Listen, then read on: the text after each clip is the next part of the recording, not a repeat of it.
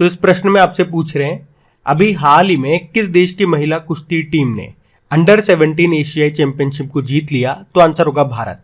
तो भारत की महिला कुश्ती टीम ने किर्गिस्तान के बिश्केक में जो अंडर 17 एशियाई चैंपियनशिप हुई उसका खिताब जीत लिया। इसमें भारत ने 8 गोल्ड जीते, 1 सिल्वर जीता और 1 ब्रोंज जीता और इसके साथ भारत टॉप पे रहा है। सेकंड पे जापान है, थर्ड पे है मंगोलिया। आपको याद होगा अभी अप्रैल की बात है, एशियाई कुश्ती चैंपियनशिप 2022 का आयोजन हुआ था मंगोलिया की कैपिटल उलन बटर में। उसमें भारत अगर मेडल में बात करोगे पदक तालिका में तो 5वें स्थान पे रहा था। भारत ने टोटल 17 मेडल जीते थे जिसमें से 1 गोल्ड था और वो 1 गोल्ड किसने जीता वो पॉइंट इंपॉर्टेंट है। रवि कुमार दहिया ने 57 किलोग्राम कैटेगरी में। और उस चैंपियनशिप में टॉप पे जापान था 21 मेडल के साथ। आप जानते हो ओलंपिक में कुश्ती में पदक जीतने वाली एकमात्र महिला खिलाड़ी का नाम क्या है? साक्षी मलिक है। 2016 के जो रियो ओलंपिक हुए थे उसमें इन्होंने मेडल जीता था। अच्छा देखो, अभी टोक्यो ओलंपिक में कुश्ती में टोटल हमारे पास 2 मेडल आए थे। वैसे तो टोटल 7 मेडल थे लेकिन कुश्ती में 2 मेडल थे। एक तो रवि दहिया लेकर के आए थे सिल्वर मेडल और एक बजरंग पूनिया लेकर के आए थे ब्रोंज मेडल। और अगर आपसे पूछे कि ओलंपिक में पदक जीतने वाले पहले भारतीय कौन थे तो आंसर होगा केडी जाधव थे। कुश्ती में ही लेकर के आए थे वो ब्रोंज मेडल। ये बात है 1952 के हेलसिंकी ओलंपिक की। और आप जानते ही ओलंपिक में पदक जीतने वाली पहली भारतीय महिला कौन है? कर्णम मल्लेश्वरी हैं। सन 2000 के सिडनी ओलंपिक में ब्रोंज लेकर के आई थी वो, वेटलिफ्टर है वो, ये ध्यान रखना। अच्छा, एक और प्रश्न बनेगा यहाँ से कि रेल मंत्रालय देश की सबसे बड़ी कुश्ती अकादमी ये कहाँ पे बनाएगा? तो आंसर होगा किशनगंज दिल्ली में। ये भी याद रखना। बढ़ते हैं आगे। चलो बताओ, अभी जून 2022 में किस भारतीय महिला क्रिकेटर ने अंतरराष्ट्रीय क्रिकेट के सभी प्रारूपों से, सभी फॉर्मेट से संन्यास की घोषणा कर दी? तो आंसर होगा रुमेलीधर। तो भारत की तेज गेंदबाज ऑलराउंडर हैं रुमेलीधर। इन्होंने भी अंतरराष्ट्रीय क्रिकेट के सभी फॉर्मेट से संन्यास की घोषणा कर दी है। आपको याद होगा अभी कुछ समय पहले मिताली राज ने भी इंटरनेशनल क्रिकेट से संन्यास ले लिया था और अब इन्होंने ले लिया है। अच्छा चलो, एक प्रश्न का उत्तर दो। अभी आईसीसी वुमेन्स वर्ल्ड कप 2022 ये हुए थे न्यूजीलैंड में। किसने जीता? ऑस्ट्रेलिया ने जीता। किसे हरा के? इंग्लैंड को हरा करके। तो ये सब ध्यान रखना। बढ़ते आगे। अच्छा बताओ, अभी जून 2022 में FIH international hockey federation pro league में किस देश की महिला हॉकी टीम पहले स्थान पर रही? तो आंसर होगा अर्जेंटीना। तो भारतीय महिला हॉकी टीम रॉटरडैम में FIH प्रो लीग में अमेरिका को हरा करके तीसरे स्थान पर रही। पहले स्थान पे अर्जेंटीना है, दूसरे पे नीदरलैंड है। अच्छा, हॉकी से आपको याद आएगा अभी FIH हॉकी 5S का जो पहला खिताब है उसको भारत ने ही जीता है। किसको हराया था? पोलैंड को हराया था। ये हुआ था कहाँ पे? लुज़ेन स्विट्जरलैंड में। और आपको याद होगा अभी Obaidullah Khan heritage hockey cup, इसको भारतीय रेलवे ने जीता आर्मी 11 को हरा के, जो कि भोपाल में हुआ था। और आप जानते ही टोक्यो ओलंपिक 2020 में भारतीय पुरुष हॉकी टीम ने ब्रोंज मेडल जीता था जर्मनी को हरा करके। वैसे हमारी हॉकी इंडिया के अध्यक्ष कौन है? ज्ञानेंद्रो निकुंगबाम, जो कि मणिपुर से हैं। और बताओ, पंजाब में मोहाली हॉकी स्टेडियम का नाम किनके नाम पे रखा गया? बलबीर सिंह सीनियर के नाम पे। और आप जानते हो भारत का सबसे बड़ा हॉकी स्टेडियम कहाँ पे बन रहा है? उड़ीसा के राउरकेला में, जिसका नाम बिरसा मुंडा के नाम पे रखा गया है। और हमारे पुरुष हॉकी टीम के जो गोलकीपर है उनका नाम है PR श्रीजेश। इन्हें अभी world games athlete of the year 2021 चुना गया था। तो ये सारे पॉइंट्स ध्यान रखना। बढ़ते आगे। चलो बताओ, अभी जून 2022 में टेस्ट क्रिकेट इतिहास में 100 छक्के लगाने वाले तीसरे खिलाड़ी कौन बन गए? तो आंसर होगा बेन स्टोक्स। इंग्लैंड के कप्तान है बेन स्टोक्स। ये अब टेस्ट क्रिकेट में 100 छक्के लगाने वाले तीसरे खिलाड़ी बन गए हैं। तो अभी बेन स्टोक्स ने न्यूजीलैंड के खिलाफ तीसरे टेस्ट की पहली पारी में टिम साउदी की गेंदबाजी पर 100वां छक्का मारा। वैसे इनसे पहले 2 खिलाड़ी रह चुके हैं, हमने कहा ना ये तीसरे बन गए हैं। तो इनसे पहले 2 खिलाड़ी कौन से हैं जिन्होंने ये कारनामा किया? तो एक तो थे न्यूजीलैंड के पूर्व कप्तान ब्रेंडन मुक्कुलम, उन्होंने 107 छक्के मारे। और दूसरे थे पूर्व ऑस्ट्रेलियाई विकेट कीपर एडम गिलक्रिस्ट, जिन्होंने 100 छक्के मारे थे। और अब तीसरे ये बन गए हैं बेन स्टोक्स। आप जानते हो अभी IPL के इतिहास में 100 चौके लगाने वाले पहले खिलाड़ी कौन बने थे? शिखर धवन। और आपको याद होगा लीसा स्टालेकर का नाम, ऑस्ट्रेलियाई क्रिकेटर है जो भी federation of international cricket association की पहली महिला अध्यक्ष बनी थी। दिनेश कार्तिक का नाम भी आपने सुना होगा। अभी T20 इंटरनेशनल में अर्धशतक बनाने वाले सबसे उम्र दराज भारतीय क्रिकेटर ये बन गए हैं। नाम ध्यान रखना, बढ़ते आगे। चलो बताओ, अभी किसने एक नया क्रिकेट फॉर्मेट जिसका नाम है द 60 इसको लॉन्च किया? तो आंसर होगा कैरेबियन प्रीमियर लीग ने। तो अभी कैरेबियन प्रीमियर लीग ने द 60 नाम से एक नया क्रिकेट फॉर्मेट लॉन्च किया है। इसमें क्या होगा, हर टीम के पास 60 गेंदे होंगे, यानी कि 10 ओवर होंगे। एक गेंदबाज पारी में मैक्सिमम 2 ओवर ही कर सकता है और हर टीम के पास 10 की बजाय 6 विकेट होंगे। और इसमें जो बैटिंग टीम होगी उसको शुरुआत के 2 ओवर में 2 पावर प्ले मिलेंगे और इन 2 पावर प्ले में अगर टीम 2 छक्के लगा देती है तो वो तीसरा पावर प्ले ले सकती है 3 से लेके 9 ओवर के बीच में कहीं भी। इसके अलावा अगर टीम 45 मिनट के अंदर अपने 10 ओवर फेंकने में असफल रहती है तो आखिरी की 6 गेंदों के दौरान एक फील्डर मैदान से बाहर हो जाएगा। ये इसकी शर्तें हैं। और जो दिग्गज क्रिकेटर हैं क्रिस गेल, उनको इस 60 गेंद वाली लीग का ब्रांड एम्बेसडर भी बनाया गया। तो ये आप ध्यान रखना। अभी आईपीएल तो आपने पढ़ ही लिया, 2022 में इसका 15वां एडिशन था जो कि कहां पे हुआ था? भारत में हुआ था।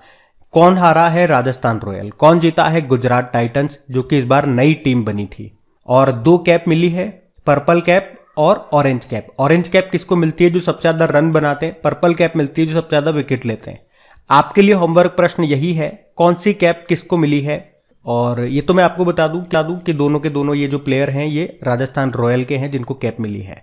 आप बताओ उनके नाम क्या हैं, हम बढ़ते हैं आगे। चलिए बताइए, अभी एशियन ट्रैक साइकिलिंग चैंपियनशिप 2022 में रजत पदक सिल्वर मेडल जीतने वाले पहले भारतीय कौन बन गए? तो आंसर होगा रोनाल्डो सिंह। तो अभी साइकिलिस्ट हैं रोनाल्डो सिंह। और अभी नई दिल्ली में जो हुई थी एशियन ट्रैक साइकिलिंग चैंपियनशिप 2022, नई दिल्ली में जो इंदिरा गांधी इंडोर स्टेडियम है वहां पे हुई थी, उसमें सीनियर वर्ग स्प्रिंट स्पर्धा में कंपटीशन में सिल्वर मेडल जीत करके इन्होंने इतिहास रच दिया। ये एशियाई ट्रैक चैंपियनशिप में किसी भी भारतीय के द्वारा जीता गया पहला रजत पदक था। इसमें आपको बता दूं जापान जो है वो टॉप पे रहा है 27 मेडल के साथ, भारत 5वें स्थान पे रहा है। आपको याद है श्रेयस जी होसूर का नाम? आयरनमैन ट्रायथलॉन को पूरा करने वाले पहले भारतीय रेलवे के पहले अधिकारी बने ये। और Harshada Sharad Garud junior world weightlifting championship में गोल्ड जीतने वाली पहली भारतीय बनी थी ये। और मुरली श्रीशंकर भारतीय लॉन्ग जंपर हैं ये, अभी 12वीं इंटरनेशनल जंपिंग मीट में गोल्ड जीता था इन्होंने। अच्छा मुझे बताओ, पुरुषों का जो बैडमिंटन टूर्नामेंट होता है आपका थॉमस कप, उसको पहली बार किसने जीता? भारत ने जीता है इंडोनेशिया को हरा करके। और महिलाओं का जो बैडमिंटन टूर्नामेंट होता है यानी उबेर कप, उसको साउथ कोरिया ने जीत लिया अभी चाइना को हरा करके, लेकिन थॉमस वाला ज्यादा इंपॉर्टेंट है। और संतोष ट्रॉफी का संबंध किससे है बताओ? फुटबॉल से। अभी 75वीं संतोष ट्रॉफी हुई थी, उसको जीत लिया केरल ने। ये भी याद रखना, बढ़ते आगे। चलिए बताइए, जून 2022 में किसने रणजी ट्रॉफी 2021-22 का खिताब जीता? तो आंसर होगा मध्य प्रदेश। तो अभी मध्य प्रदेश की टीम ने 41 बार की चैंपियन रही मुंबई को हरा करके 2021-22 का रणजी खिताब जीत लिया है। तो मध्य प्रदेश ने पहली बार ये रणजी का खिताब जीता है। तो प्रश्न इंपॉर्टेंट है। इसमें मध्य प्रदेश टीम के कप्तान थे आदित्य श्रीवास्तव और मुंबई टीम के कप्तान थे पृथ्वी शॉ। फाइनल कहां पे खेला गया? बंगलुरु के एम चिन्नास्वामी स्टेडियम में। और इसमें मैन ऑफ द टूर्नामेंट रहे मुंबई के बैट्समैन सरफराज खान। देखो, रणजी ट्रॉफी के बारे में आपको बता दूं, ये भारत की एक घरेलू क्रिकेट प्रतियोगिता है। किसके नाम पर शुरू हुई थी? तो महाराजा रणजीत सिंह के नाम पर। ये अंतर्राष्ट्रीय क्रिकेट खेलने वाले पहले भारतीय थे। इसका जो पहला टूर्नामेंट है ये 1934 में हुआ था। किस किस के बीच? मद्रास वर्सेस मैसूर। और सर्वाधिक बार की विजेता है मुंबई, 41 टाइम्स जीत चुकी है। ये बता ही दिया मैंने आपको स्टार्टिंग में। चलो आप मुझे बताओ, और याद रखना इतने साल हो गए इसे चालू हुए, लेकिन केवल एक बार इसका आयोजन नहीं हुआ था अभी 2020-21 वाला टूर्नामेंट कोविड-19 के कारण। एक सकीबुल गनी का नाम आपको याद होगा। ये रणजी में अपने डेब्यू में ट्रिपल सेंचुरी जड़ने वाले दुनिया के पहले बल्लेबाज बने थे। ये बिहार से हैं। अच्छा, ये तो बात हो गई रणजी ट्रॉफी की। आपको याद है अभी संतोष ट्रॉफी, जिसका संबंध किससे है? फुटबॉल से। इसका अभी 75वां एडिशन हुआ और उसको केरल ने जीत लिया पश्चिम बंगाल को हरा के। बाकी आप जानते ही हो, आईपीएल के बारे में सब कुछ जानते हो ना? तो बताओ 2022 वाला इसका कौन सा एडिशन था? 15वां एडिशन। कहां पे हुआ? भारत में हुआ। किसने जीता? गुजरात टाइटन ने। किसे हराया? राजस्थान रॉयल को। पहली बार जो नई टीमें शामिल हुई थी, 2 टीमें थी, लखनऊ सुपर जायंट्स जिसके कप्तान कौन थे? केएल राहुल, और गुजरात टाइटंस जिसके कप्तान थे हार्दिक पांड्या। तो इस नई टीम गुजरात टाइटंस ने ही इस बार का खिताब जीत लिया। 2 कैप दी जाती हैं, ऑरेंज कैप और पर्पल कैप। तो पर्पल कैप किसे मिलती है? जो सबसे ज्यादा विकेट लेते हैं। ऑरेंज कैप जो सबसे ज्यादा रन बनाते हैं। तो ऑरेंज कैप मिली, याद रखना, जॉस बटलर को, और पर्पल कैप मिली है यजुवेंद्र चहल को। ये दोनों राजस्थान रॉयल के हैं। ये इंपॉर्टेंट क्वेश्चन है, इसको ध्यान रखना। बढ़ते आगे। चलो बताओ, अभी इयॉन मॉर्गन ने अंतरराष्ट्रीय क्रिकेट से संन्यास ले लिया। ये किस देश के खिलाड़ी थे? तो आंसर होगा इंग्लैंड। तो 2019 में वर्ल्ड कप विजेता इंग्लैंड के कप्तान इयॉन मॉर्गन ने 35 साल की उम्र में अंतरराष्ट्रीय क्रिकेट से संन्यास ले लिया। आपको बता दूं, इयॉन मॉर्गन वे वनडे और T20 क्रिकेट में इंग्लैंड के लिए सर्वाधिक रन बनाने वाले और सर्वाधिक मैच खेलने वाले खिलाड़ी भी हैं।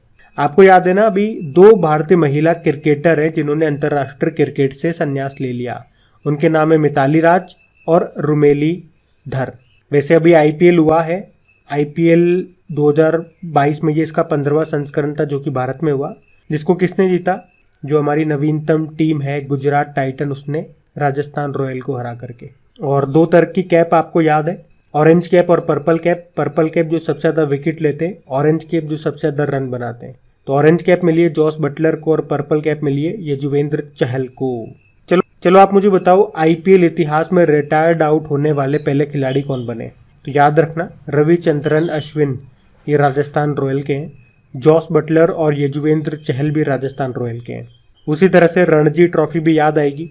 और अभी 2021-22 का खिताब पहली बार जीता है मध्य प्रदेश ने मुंबई को हरा करके, जो कि अभी तक 41 बार की चैंपियन रह चुकी है। सर्वाधिक बार मुंबई है, लेकिन इसको भी हरा दिया अभी मध्य प्रदेश ने। अभी आपको याद हो तो खेलो इंडिया यूथ गेम्स का 4था संस्करण हुआ था पंचकुला हरियाणा में, जिसका शुभंकर मैस्कॉट था धाकड़। इसमें पहले स्थान पे हरियाणा है, दूसरे पे महाराष्ट्र है। उसी तरह से आपको याद आएगा खेलो इंडिया यूनिवर्सिटी गेम्स का दूसरा संस्करण जो कि बेंगलुरु में हुआ, उसका शुभंकर मैस्कॉट है वीरा। उसमें पहले स्थान पर रहा है जैन यूनिवर्सिटी जो कि बेंगलुरु का ही है। चलो बताओ, अभी आईसीसी वुमेन्स वर्ल्ड कप 2022 कहाँ पे हुआ था?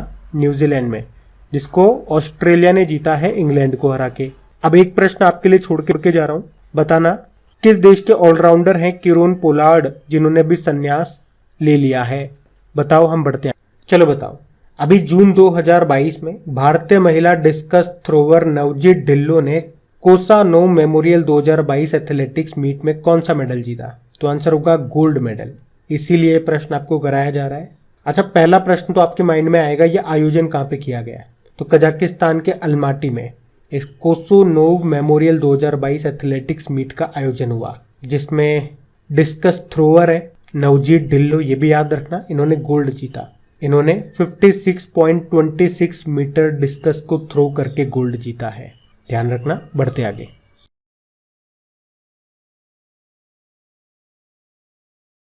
तो इस प्रश्न में आपको बताना है, अभी हाल ही में यूनाइटेड नेशन में भारत की अगली स्थायी प्रतिनिधि किसे नियुक्त किया गया? तो आंसर होगा रुचिरा कंबोज को। इंपॉर्टेंट प्रश्न मार्क करना है इसे। तो वरिष्ठ राजनयिक है रुचिरा कंबोज, जो वर्तमान में तो भूटान में भारत की राजदूत हैं, और अब इनको संयुक्त राष्ट्र में भारतीय राजदूत के रूप में नियुक्त किया गया। किनका स्थान लेंगी ये? टीएस तिरुमूर्ति का स्थान लेंगी। आप जानते हो अभी यूनियन बैंक ऑफ इंडिया की पहली महिला एमडी/सीईओ कौन बनी थी? ए मणिमेखलाई। और आर्मी की एविएशन विंग में शामिल होने वाली पहली महिला अधिकारी बनी थी अभिलाषा बराक। और जेएनयू जवाहरलाल नेहरू यूनिवर्सिटी की पहली महिला वाइस चांसलर बनी थी शांति श्री धूलीपुड़ी पंडित। और यूनाइटेड नेशन का हेडक्वार्टर ये आपको मिलेगा न्यूयॉर्क में, और इसकी स्थापना होती है 24 अक्टूबर 1945 को। इसीलिए 24 अक्टूबर को हम यूनाइटेड नेशन डे मनाते हैं। तो रुचिरा कंबोज का नाम आप याद रखना, इंपॉर्टेंट नाम है ये। बढ़ते आगे।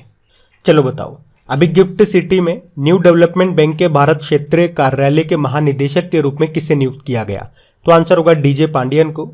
आपको ये तो याद होगा ना, हम लोगों ने पढ़ा था कि new development bank gift city में कार्यालय खोलने वाली पहली बहुपक्षीय यानी कि मल्टीलेटरल एजेंसी बन गई है। और अब इसने डॉक्टर डीजे पांडियन को अपने भारत क्षेत्रीय कार्यालय के महानिदेशक के रूप में नियुक्त किया है। तो अब इनका नाम भी आपको याद रखना है। न्यू डेवलपमेंट बैंक, जिसे पहले ब्रिक्स डेवलपमेंट बैंक के रूप में जाना जाता था। इसका हेडक्वार्टर कहाँ पर है?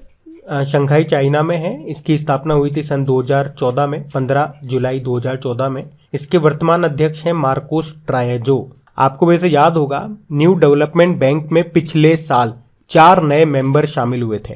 यूनाइटेड अरब अमीरात, बांग्लादेश, उरुग्वे, ये तीनों एक साथ जुड़े थे। और इसके बाद इजिप्ट, ये इसका सबसे नवीनतम सदस्य देश है, आप ऐसा बोल सकते हो। और कौन से नंबर का है? 9वें नंबर का है। अच्छा, 9वें नंबर से आपको याद आएगा शंघाई कोऑपरेशन ऑर्गेनाइजेशन का भी 9th नंबर का मेंबर कौन सा बना है? तो ईरान बना है, ये भी याद रख लो। अच्छा, गिफ्ट सिटी ये गुजरात में है। अगर आपसे पूछे अभी किस देश का MUFG बैंक ये गिफ्ट सिटी में अपनी ब्रांच खोलेगा, तो आंसर होगा जापान। बाकी देखो, मनरेगा लोकपाल बने थे अभी NJ ओझा। नीति आयोग के नए उपाध्यक्ष बन गए डॉक्टर सुमन के बेरी। और जियोलॉजिकल सर्वे ऑफ इंडिया के अध्यक्ष बने डॉक्टर S राजू। ये नाम भी ध्यान रखना। बढ़ते आगे, चलो बताओ अभी अखिल भारतीय फुटबॉल महासंघ की सलाहकार समिति का अध्यक्ष किसे बनाया गया? तो आंसर होगा रंजीत बजाज को। तो अभी उद्यमी रंजीत बजाज को सुप्रीम कोर्ट के द्वारा नियुक्त प्रशासकों की समिति की सहायता के लिए सलाहकार समिति का अध्यक्ष नामित किया गया, जो अखिल भारतीय फुटबॉल महासंघ के दिन प्रतिदिन के मामलों को चला रही है। आप जानते हो अभी प्रेस काउंसिल ऑफ इंडिया के नए प्रमुख कौन बनी थी? रंजना प्रकाश देसाई बनी थी। और रबाब फातिमा के बारे में आप जानते हो, ये United nation under secretary general बनी है। वैसे ये कौन है? ये संयुक्त राष्ट्र में बांग्लादेश के परमानेंट रिप्रेजेंटेटिव है। अच्छा, वैसे यूनाइटेड नेशन में भारत की परमानेंट रिप्रेजेंटेटिव अभी कौन बनी है? TS तिरुमूर्ति की जगह रुचिरा कंबोज इनका नाम है। ये मोस्ट इंपॉर्टेंट नाम है, रुचिरा कंबोज, ये नाम याद रखना। बढ़ते आगे, फिर बताइए अभी नीति आयोग के नए CEO कौन बन गए? तो आंसर होगा परमेश्वरन अय्यर बन गए। आप जानते हो अभी तक नीति आयोग के CEO कौन थे? अमिताभ कांत थे, लेकिन अभी 30 जून को उनका कार्यकाल समाप्त हो गया, वो रिटायर्ड हो गए। तो अब नए CEO कौन बन गए? ये नाम याद रखना है, परमेश्वरन अय्यर बन गए। आपको बताए अभी नीति आयोग के नए उपाध्यक्ष कौन बने थे? डॉक्टर सुमन के बेरी बने थे। और नेस्कॉम के नए अध्यक्ष बने हैं कृष्णन रामानुजम। अच्छा, नेस्कॉम के पहले अध्यक्ष का नाम भी आपको याद होना चाहिए, उनका नाम था हरीश मेहता। क्यों याद होना चाहिए? क्योंकि इनका नाम अभी न्यूज में था। इन्होंने अभी एक बुक लिखी है जिसका नाम है द मैवरिक इफेक्ट। और एसोचैम के नए अध्यक्ष कौन बने? सुमंत सिन्हा बने हैं। देखो, नीति आयोग की बात करेंगे तो ये योजना आयोग की जगह पे लाया गया था 2015 में। तो स्थापना होती है 1 जनवरी 2015 को। इसका फुल फॉर्म क्या होता है? National institute for transforming India. इसके अध्यक्ष भारत के प्रधानमंत्री होते हैं, जो वर्तमान में है नरेंद्र मोदी। ध्यान रखना ये। बढ़ते आगे, चलो बताओ अभी जून 2022 में इंटेलिजेंसी ब्यूरो के नए चीफ कौन बन गए? तो आंसर होगा तपन कुमार डेका बन गए हैं। इनका कार्यकाल 2 साल का होगा। अच्छा, तपन कुमार से आपको याद आना चाहिए तपन कुमार सिंघल का नाम। अभी बजाज आलियांज के जनरल इंश्योरेंस के MD CEO हैं ये। अभी इनका कार्यकाल फिर से बढ़ा दिया गया 5 साल के लिए। तो यहां पे हमने बात करी इंटेलिजेंसी ब्यूरो के नए चीफ की, तपन कुमार डेका। इसके अलावा जो रॉ के प्रमुख हैं, रॉ मतलब रिसर्च एंड एनालिसिस विंग, ये इसकी फुल फॉर्म होती है। इसके जो प्रमुख है कौन? सामंत कुमार गोयल। उनका कार्यकाल भी अभी 1 साल के लिए बढ़ा दिया गया। आप बताओ अभी जियोलॉजिकल सर्वे ऑफ इंडिया के अध्यक्ष कौन बने थे? डॉक्टर S राजू बने थे। और अगर मैं आपसे पूछूं BS राजू नाम याद है क्या आपको? तो आप कहोगे हाँ, ये अभी नए थल सेना उपाध्यक्ष बने थे। और जियोलॉजिकल सर्वे ऑफ इंडिया की पहली महिला निदेशक कौन बनी है? धृति बनर्जी बनी है। इसके अलावा राष्ट्रीय अल्पसंख्यक आयोग नेशनल माइनॉरिटीज कमीशन के अध्यक्ष बने थे कौन? इकबाल सिंह लालपुरा। ये सारे नाम इंपॉर्टेंट है, ये क्वेश्चन ही इंपॉर्टेंट है, याद रखना। बढ़ते आगे, चलो बताओ जून 2022 में किसे राष्ट्रीय जांच एजेंसी यानी कि नेशनल इन्वेस्टिगेशन एजेंसी का नया प्रमुख नियुक्त किया गया? तो आंसर होगा दिनकर गुप्ता को। तो केंद्र सरकार ने IPS अधिकारी हैं दिनकर गुप्ता, इनको नेशनल इन्वेस्टिगेशन एजेंसी का नया प्रमुख नियुक्त किया है। और आपको बता दूं इसकी जो स्थापना है ये आतंकवाद को रोकने के लिए 2008 में हुई थी, जब बंबई बम धमाका हुआ था ना, उसके बाद। तो कौन बन गए? दिनकर गुप्ता बन गए हैं। नागरिक उड्डयन सुरक्षा ब्यूरो के यानी कि bureau of civil aviation security के डायरेक्टर जनरल कौन बने? जुल्फिकार हसन बने। सतीश पाई अभी इंटरनेशनल एल्यूमिनियम इंस्टीट्यूट के ये नए अध्यक्ष बने थे। और मनरेगा लोकपाल बने हैं NJ ओझा। ये नाम भी याद रखना, बढ़ते आगे। चलो बताओ, बॉम्बे स्टॉक एक्सचेंज के अध्यक्ष किसे नियुक्त किया गया? तो आंसर होगा SS मुंदड़ा को। तो बॉम्बे स्टॉक एक्सचेंज के नए डायरेक्टर कौन बन गए हैं? SS मुंदड़ा बन गए हैं। इन्होंने किनकी जगह ली है? विक्रमजीत सेन की। SS मुंदड़ा ये RBI के पूर्व डेप्यूटी गवर्नर हैं। आप जानते हो अभी नीति आयोग के नए CEO कौन बन गए? परमेश्वरन अय्यर बन गए। अब आप बताओ, अभी नीति आयोग के नए उपाध्यक्ष कौन बने थे?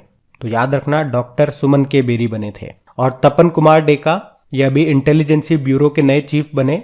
और भारतीय प्रेस परिषद के अध्यक्ष कौन बनी है? रंजना प्रकाश देसाई बनी है। ये इंपॉर्टेंट नाम है, ध्यान रखना, बढ़ते आगे। चलो बताओ, जून 2022 में राष्ट्रीय लघु उद्योग निगम लिमिटेड के CMD कौन बन गए? तो आंसर होगा P उदय कुमार। तो अभी P उदय कुमार को नेशनल स्मॉल इंडस्ट्रीज कॉरपोरेशन के CMD के रूप में नियुक्त किया गया। तो ये जो नेशनल स्मॉल इंडस्ट्रीज कॉरपोरेशन है, ये पूरे देश में सूक्ष्म, लघु और मध्यम आकार के व्यवसायों के विकास को समर्थन, प्रोत्साहन और बढ़ावा देने के लिए कार्य कर रहा है। आपको बता, अभी दिल्ली हाईकोर्ट के चीफ जस्टिस कौन बन गए? सतीश चंद्र शर्मा बन गए। और विनय कुमार सक्सेना ये दिल्ली के नए उपराज्यपाल बने हैं। अभी SL थाउसेन ये सशस्त्र सीमा बल के नए डायरेक्टर जनरल बने। और उत्तराखंड हाईकोर्ट के चीफ जस्टिस बने हैं विपिन सांघी। ये भी याद रखना, बढ़ते आगे। चलो बताओ, अभी जून 2022 में federation of international cricketers association की पहली महिला अध्यक्ष कौन बन गई? तो आंसर होगा लीसा स्टालेकर। तो महान ऑस्ट्रेलियाई क्रिकेटर हैं लीसा स्टालेकर। यह भी federation of international cricketers association की पहली महिला अध्यक्ष बन गई हैं। तो इनका नाम याद रखना। आपको याद है केतांजी ब्राउन जैक्सन अभी अमेरिकी सुप्रीम कोर्ट में जज बनने वाली पहली अश्वेत महिला बनी थी ये। और अमेरिकी सिक्के पर दिखाई देने वाली पहली अश्वेत महिला कौन बनी? माया एंजेलो। अभी यूनिसेफ की नई हेड कौन बनी है? कैथरीन ओलिवियर बनी है। ये नाम भी चर्चा में थे, इनको भी ध्यान रखना, बढ़ते आगे। तो इस प्रश्न में आपको बताना है, भारतीय ओलंपिक संघ के कार्यवाहक अध्यक्ष के रूप में किसे नामित किया गया? तो आंसर होगा अनिल खन्ना को। तो अभी अनिल खन्ना को इंडियन ओलंपिक एसोसिएशन का कार्यवाहक अध्यक्ष नियुक्त किया गया है। ये किनका स्थान लेंगे? आपको याद होगा नरेंद्र ध्रुव बत्रा जिन्होंने इस्तीफा दे दिया था, उनका ये स्थान लेंगे। बाकी अभी नीति आयोग के नए CEO कौन बने? परमेश्वरन अय्यर। और नीति आयोग के नए उपाध्यक्ष कौन बने, ये आप लोग बताओ। अभी न्यू डेवलपमेंट बैंक ने भारत में जो अपना क्षेत्रीय कार्यालय स्थापित किया गिफ्ट सिटी गुजरात में, उसका महानिदेशक किसे बनाया? तो आंसर होगा डॉक्टर DJ पांडियन को। और यूनाइटेड नेशन में भारत की परमानेंट रिप्रेजेंटेटिव कौन बन गई है? रुचिरा कंबोज बन गई है TS तिरुमूर्ति की जगह। याद रखना, ये बढ़ते आगे। अच्छा बताओ, अभी मध्य प्रदेश की सबसे कम उम्र की सरपंच कौन बनी है? तो आंसर होगा लक्षिका डागर। 21 साल की हैं ये लक्षिका डागर, जो पंचायत चुनाव में जीत दर्ज करने के बाद राज्य की सबसे कम उम्र की सरपंच बन गई हैं। ये न्यूज एंकर और रेडियो जॉकी के तौर पर भी काम कर चुकी हैं। अच्छा, आपको याद है क्या, अभी बालिका पंचायत का सफल आयोजन ये गुजरात के किस गांव में हुआ था? तो कुनरिया गांव में हुआ था। और राष्ट्रीय पंचायती राज दिवस कब मनाया जाता है? 24 अप्रैल को। अच्छा बताओ, अभी उत्तराखंड में एक दिन के लिए मुख्यमंत्री बनी थी, क्या नाम है? सृष्टि गोस्वामी। और उत्तराखंड की पहली महिला स्पीकर कौन बनी? अभी ऋतु खंडूरी बनी। ये प्रश्न एग्जाम में आया था अभी।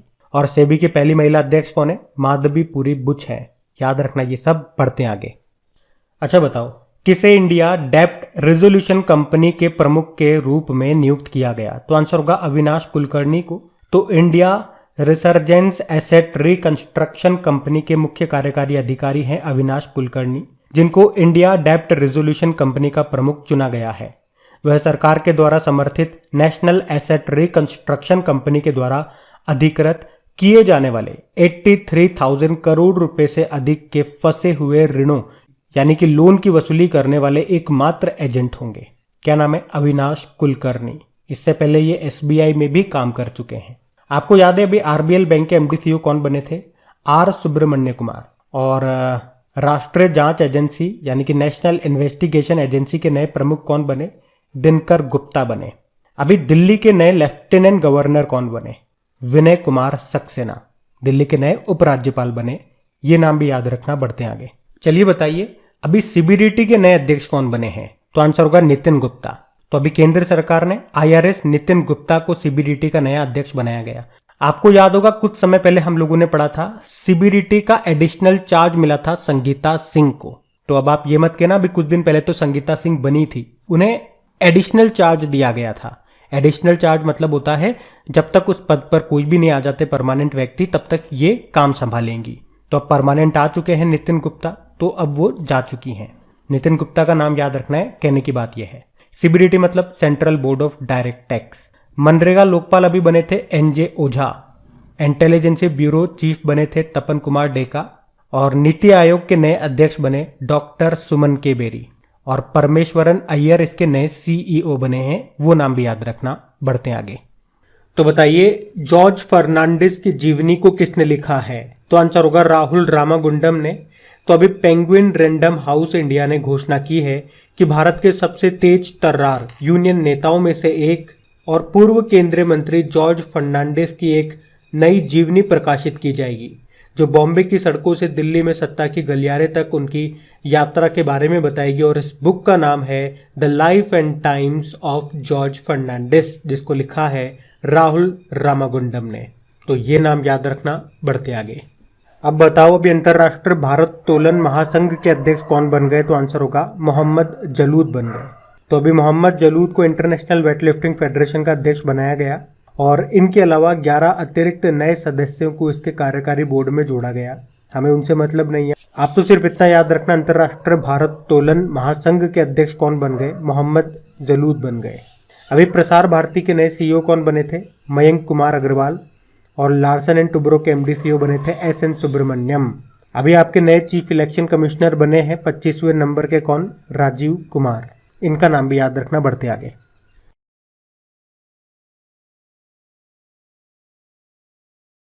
तो बताओ वर्ल्ड हाइड्रोग्राफी डे कब मनाया गया? तो आंसर होगा 21 जून को।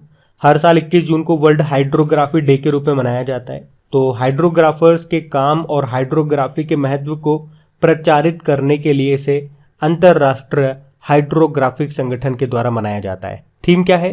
Hydrography contributing to the United Nation ocean decade. बढ़ते आगे। अच्छा बताओ अभी विश्व संगीत दिवस कब मनाया गया? तो आंसर होगा 21 जून को।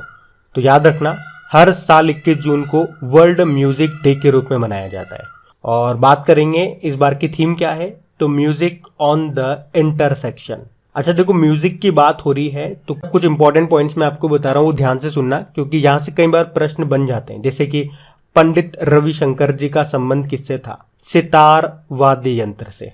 अल्लाह रखा का संबंध था तबला से। उसी तरह से जाकिर खान का संबंध भी तबला से थे। पंडित भीमसेन जोशी ये किराना घराना से ताल्लुक रखते थे। और उस्ताद बिस्मिल्लाह खान ये शहनाई वादक थे। ध्यान रखना। बढ़ते आगे। चलो बताओ अभी अंतर्राष्ट्रीय ओलंपिक दिवस कब मनाया गया? तो आंसर होगा 23 जून को। हर साल 23 जून को ही मनाते हैं इंटरनेशनल ओलंपिक डे। और क्यों मनाते हैं 23 जून को? तो इंटरनेशनल ओलंपिक कमेटी की स्थापना हुई थी 23 जून 1894 में। थीम क्या है इसकी? एक साथ शांतिपूर्ण विश्व के लिए, together for a peaceful world. अच्छा आप मुझे बताओ पहला ओलंपिक दिवस कब मनाया गया था? ये 23 जून 1948 को मनाया गया था। वैसे आपको बता दूं 23 जून को अंतर्राष्ट्रीय विधवा दिवस के रूप में भी मनाया जाता है, जिसकी थीम है विधवाओं की वित्तीय स्वतंत्रता के लिए सतत समाधान, sustainable solution for widows financial independence. और 23 जून को हम United nation public service day, संयुक्त राष्ट्र लोक सेवा दिवस भी मनाते हैं, जिसकी थीम है बिल्डिंग बैक बेटर फ्रॉम कोविड-19 enhancing innovative partnership to meet the sustainable development goals. वैसे इतनी बड़ी थीम याद रखनी नहीं है आपको, लेकिन बस मैंने एक बार बता दिया आपको। और अगर मैं आपसे पूछूं कि भारत में लोक सेवा दिवस कब मनाया जाता है, तो आंसर होगा 21 अप्रैल को। और वैसे लोक सेवा का जनक ये किसे कहा जाता है? लॉर्ड कार्नवालिस को, फादर ऑफ सिविल सर्विसेज कहा जाता है। और हमारे वर्तमान में यूपीएससी के अध्यक्ष कौन है? मनोज सोनी है, जिनका कार्यकाल कितना होता है? या तो 6 वर्ष का या उनकी उम्र 65 वर्ष, जो भी पहले हो वो। अच्छा यूपीएससी की स्थापना ये किसकी सिफारिश पे होती है? लीग कमीशन की सिफारिश पे। तो ये सारे पॉइंट्स ध्यान रखना। बढ़ते आगे। चलो बताओ अभी हाल ही में विश्व नाविक दिवस कब मनाया गया? तो आंसर होगा 25 जून को। हर साल याद रखना, वैश्विक व्यापार और अर्थव्यवस्था में नाविकों के द्वारा किए गए महत्वपूर्ण योगदान का सम्मान करने के लिए 25 जून को ये नाविक दिवस यानी कि डे ऑफ सी फेयरर के रूप में मनाया जाता है। थीम की बात करेंगे, your voyage then and now share your adventure. अच्छा, नाविक रोग किस रोग को कहते हैं? ये एक इंपॉर्टेंट प्रश्न है साइंस का, जो अक्सर एग्जाम में रिपीट होता है अगर आपके एग्जाम में साइंस आती है तो आंसर होगा स्कर्वी। इसमें क्या होता है, मसूड़ों में खून आता है और ये किसके कारण से होता है? ये विटामिन की कमी से होने वाला रोग है। और विटामिन सी किससे मिलेगा? खट्टे पदार्थों से। और नाव की बात है तो एक नहर में आपसे पूछूंगा जो चर्चा में रही थी, स्वेज नहर। याद रखना, ये भूमध्य सागर और लाल सागर को जोड़ती है। ध्यान रखना, ये बढ़ते आगे। चलो बताओ, अभी विश्व वर्षावन दिवस कब मनाया गया? तो आंसर होगा 22 जून को। तो हर साल 22 जून को वर्ल्ड रेन फॉरेस्ट डे के रूप में मनाया जाता है। थीम है द टाइम इज नाउ और इसका उद्देश्य क्या है मनाने का? दुनिया भर के वर्षा वनों को सम्मानित करना और लोगों को वनों की कटाई के जोखिमों के बारे में जागरूक करना। आपको पता है ना, दुनिया का सबसे बड़ा वर्षा वन अमेजन वर्षा वन है, जिसे पृथ्वी का फेफड़ा भी कहा जाता है। ध्यान रखना, ये बढ़ते आगे। तो बताओ, एमएसएमई दिवस कब मनाया गया? तो आंसर होगा 27 जून को। हर साल 27 जून को सस्टेनेबल डेवलपमेंट गोल के कार्यान्वयन में सूक्ष्म, लघु और मध्यम आकार के उद्यमियों के योगदान को मान्यता देने के लिए ये एमएसएमई डे मनाया जाता है। थीम क्या है? Resilience and rebuilding MSME for sustainable development. बाकी आपको बताइए, एमएसएमई मंत्री हमारे कौन है? माइक्रो स्मॉल मीडियम एंटरप्राइजेज मंत्री नारायण रणे। बढ़ते आगे। चलो बताओ, अभी अंतरराष्ट्रीय सांख्यिकी दिवस कब मनाया गया? International statistic day. तो आंसर होगा 29 जून को। और ये जो दिन है ये प्रोफेसर पीसी महालनोबिस की जयंती पर मनाया जाता है। उन्होंने भारतीय सांख्यिकी संस्थान की स्थापना की और बड़े पैमाने पर नमूना सर्वेक्षण के डिजाइन में योगदान दिया। तो उनके इसी योगदान के लिए पीसी महालनोबिस को भारत में आधुनिक सांख्यिकी का जनक माना जाता है। इस बार की थीम क्या है? Data for sustainable development. अच्छा, वैसे भारतीय सांख्यिकी संस्थान का हेडक्वार्टर कहाँ पर है? कोलकाता में है। इंटरनेशनल स्टैटिस्टिक इंस्टीट्यूट, जिसकी स्थापना होती है 1932 में। और बताओ, कौन सी पंचवर्षीय योजना महालनोबिस मॉडल पर आधारित है? दूसरी, जो चली थी 1956 से लेके 1961 तक। ध्यान रखना, ये बढ़ते आगे।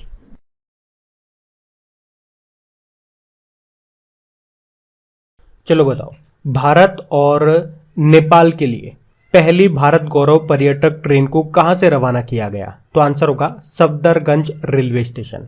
तो भारत और नेपाल में रामायण सर्किट से जुड़े स्थानों को जोड़ने वाली पहली भारत गौरव पर्यटक ट्रेन को अभी 21 जून 2022 को नई दिल्ली के सफदरगंज रेलवे स्टेशन से रवाना किया गया। हमारे जो रेल मंत्री हैं अश्विनी वैष्णव और जो संस्कृति मंत्री हैं जी किशन रेड्डी, उन्होंने इस ट्रेन को रवाना किया। अब ये प्रश्न इसलिए भी इंपॉर्टेंट है क्योंकि भारत नेपाल अंतर्राष्ट्रीय सीमा को पार करने वाली ये पहली पर्यटक ट्रेन है जिसका नाम है भारत गौरव। तो इसलिए आप इस प्रश्न को ध्यान रखना। तो ये सबसे पहले नेपाल के जनकपुर रेलवे स्टेशन पर पहुंची।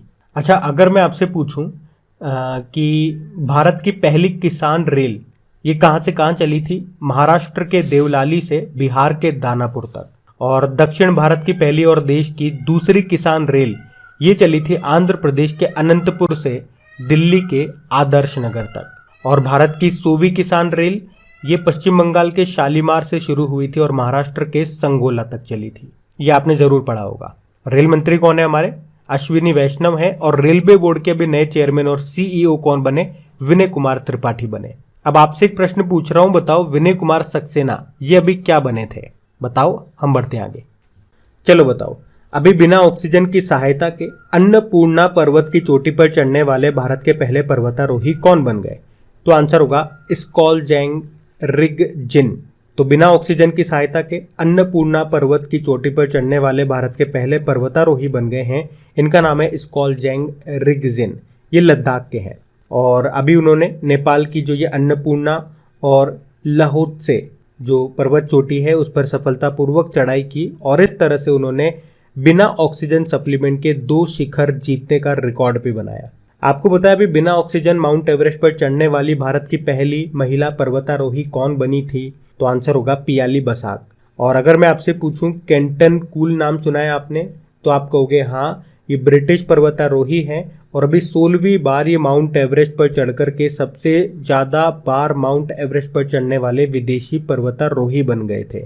और प्रियंका मोहिते अभी 8000 मीटर से ऊंची 5 चोटियों को फतेह करने वाली ये पहली भारतीय महिला बनी थी। अच्छा, अगर आपसे पूछा जाए ना कि भारतीय पर्वतारोहण फाउंडेशन की पहली महिला अध्यक्ष का नाम बताओ, तो आंसर क्या होगा? हर्षवंती बिष्ट है। तो ये नाम याद रखना बढ़ते आगे। चलो बताओ, अभी हाल ही में दुनिया की सबसे बड़ी ताजे पानी की मछली ये कहाँ पे पकड़ी गई? तो आंसर होगा कंबोडिया में। तो याद रखना, अब तक की सबसे बड़ी मीठे पानी की मछली ये है कंबोडिया में मिली है। कंबोडिया में मेकांग नदी है, वहां पर ये मिली है। ये एक स्टिंगरे मछली है जिसकी लंबाई है 13 फीट और वजन 300 किलो है। चलो मुझे बताओ, अभी कहां पर दुनिया का सबसे बड़ा पौधा खोजा गया था? तो याद रखना, ऑस्ट्रेलिया में, ऑस्ट्रेलिया के तट पर। और जानवरों के लिए भारत ने अभी अपना पहला कोविड-19 वैक्सीन लॉन्च कर दिया है। उसका नाम क्या है? एनोकोवैक्स। क्या नाम है? एनोकोवैक्स नाम है। अगर आपसे पूछे कि देश का पहला एनिमल वॉर मेमोरियल ये कहां पे खोला जाएगा, तो आंसर कर देना मेरठ में। और कौन सा देश जंगली जानवरों को कानूनी अधिकार देने वाला पहला देश बना था? इक्वेडोर बना था। अच्छा बताओ, अभी सिक्किम ने किसे अपनी राज्य मछली घोषित किया था? केटली को। और केसर हिंद क्या है? ये एक तितली है। अगर आपसे पूछे कि अरुणाचल प्रदेश ने किसे अपनी राज्य तितली घोषित किया, तो आंसर होगा केसर हिंद को। अच्छा, भारत का जो पहला ई मछली बाजार एप्लीकेशन है फिश वाले, ये कहाँ पे लॉन्च हुआ? असम में। बाकी यहाँ पे तो बात कंबोडिया की थी ना। देखो, कंबोडिया की कैपिटल होती है फ्नॉम पेन। कंबोडियन रियल यहाँ पे करेंसी होती है। और देखो, कंबोडिया में ही आपको बता दूं, अंकुर वाट का मंदिर मिलेगा जो कि भगवान विष्णु का मंदिर है। अब यहाँ से आप 2-3 स्टैटिक प्रश्न और निकाल सकते हो। जैसे हम यहाँ पे पढ़ रहे हैं ताजे पानी की झील, तो प्रश्न आएगा कि मीठे पानी की सबसे बड़ी झील कौन सी है? तो आंसर होगा सुपीरियर झील। और खारे पानी की सबसे बड़ी झील कौन सी है? तो आंसर होगा वोल्गोलू। ये किस देश में है? तुर्की में। तुर्की का नाम बदल गया ना, तुर्की ये हो गया। और वैसे सबसे बड़ी झील कौन सी है? तो कैस्पियन सागर है। ये भी ध्यान रखना। बढ़ते आगे। चलो बताओ, अभी जून 2022 से कौन सा हवाई अड्डा पूरी तरह से पन बिजली यानी कि हाइड्रो और सोलर एनर्जी से चलने वाला पहला हवाई अड्डा बन जाएगा? तो आंसर होगा इंदिरा गांधी इंटरनेशनल एयरपोर्ट, दिल्ली। तो याद रखना, जून 2022 से दिल्ली का जो इंदिरा गांधी इंटरनेशनल एयरपोर्ट है, ये पूरी तरह से हाइड्रो और सोलर एनर्जी से चलने वाला पहला हवाई अड्डा बन गया है। और आप जानते हो, इंदिरा गांधी इंटरनेशनल एयरपोर्ट का जीरो कार्बन एमिशन का लक्ष्य कब का है? 2030 का है। तो अभी इसे हाइड्रो से और सोलर से जो एनर्जी मिल रही है, तो आप कह सकते हो 6% तो on site solar energy plant से इसको एनर्जी मिल रही है और 94% जो एनर्जी है वो हाइड्रो पावर प्लांट से आ रही है। आपको याद है भी, इंदिरा गांधी इंटरनेशनल एयरपोर्ट ने ही ग्रीन हाउस गैसों के उत्सर्जन को रोकने के लिए सभी वाहनों को इलेक्ट्रिक व्हीकल से बदलने का फैसला किया था। अच्छा बताओ, पूरी तरह से सौर ऊर्जा से संचालित दुनिया का पहला हवाई अड्डा कौन सा बना था? Cochin international airport. ये बात है 2015 की। अभी आपको याद है 2022 sky tracks world airport awards में बेंगलुरु का जो केम्पेगौड़ा इंटरनेशनल एयरपोर्ट है वो भारत और दक्षिण एशिया का सर्वश्रेष्ठ क्षेत्रीय हवाई अड्डा बना था। और उसी अवार्ड्स में कतर का जो हमद इंटरनेशनल एयरपोर्ट है उसको वर्ष 2022 के लिए विश्व का सर्वश्रेष्ठ हवाई अड्डा घोषित किया गया था। और अभी आपको बता दूं, मुंबई का जो छत्रपति शिवाजी महाराज इंटरनेशनल एयरपोर्ट है वो हाइब्रिड बिजली परियोजना स्थापित करने वाला पहला हवाई अड्डा बना। हाइब्रिड में कौन कौन सी एनर्जी आ गई? विंड एनर्जी और सोलर एनर्जी। तो ये पॉइंट्स भी ध्यान रखना। बढ़ते आगे। चलो बताओ, जून 2022 में वैज्ञानिकों ने दुनिया की सबसे बड़ी जीवाणु की खोज कहां पे की? तो आंसर होगा कैरेबियन मैंग्रोव दलदल में। तो अभी वैज्ञानिकों ने दुनिया के सबसे बड़े जीवाणु यानी कि बैक्टीरिया की खोज की है, जिसे बिना किसी इंस्ट्रूमेंट के यानी कि नेकेड आई, आंखों से देख सकते हो आप, किसी माइक्रोस्कोप वगैरह की जरूरत नहीं पड़ेगी आपको। और ये ज्यादातर पहचाने जा चुके जीवाणुओं से 5000 गुना बड़ा है। अभी ये बैक्टीरिया कैरेबियन मैंग्रोव दलदल में मिला है और इसका नाम क्या दिया गया? टी मैग्निफिका यानी कि थियोमार्गरेटा मैग्निफिका। और इसका आकार जो है, मतलब इसका जो साइज जो है, हमारे आंख की पलक का जो एक बाल होता है ना, उसके बराबर है।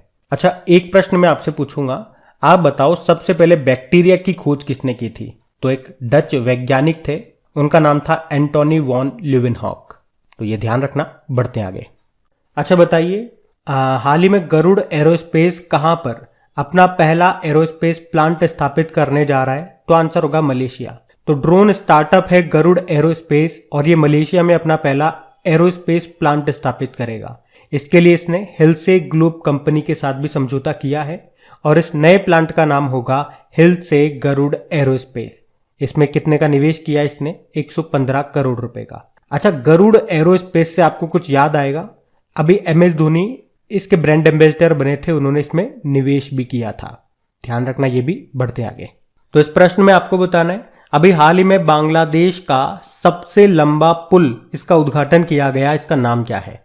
तो आंसर होगा पद्मा। तो अभी बांग्लादेश की जो प्रधानमंत्री हैं शेख हसीना, उन्होंने इस पद्मा पुल का उद्घाटन किया है।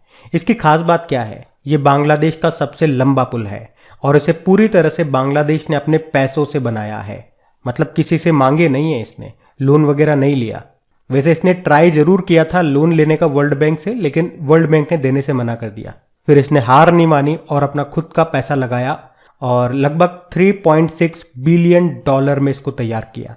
लंबाई कितनी है? 6.15 किलोमीटर है और ये पद्मा नदी पर बना हुआ है, इसलिए इसका नाम पद्मा है। ये मल्टीपर्पज रोड रेल पुल है, यानी कि नीचे से रेलगाड़ी निकलेगी और ऊपर से रोड है, मोटरसाइकिल वगैरह कार वगैरह निकलेगी।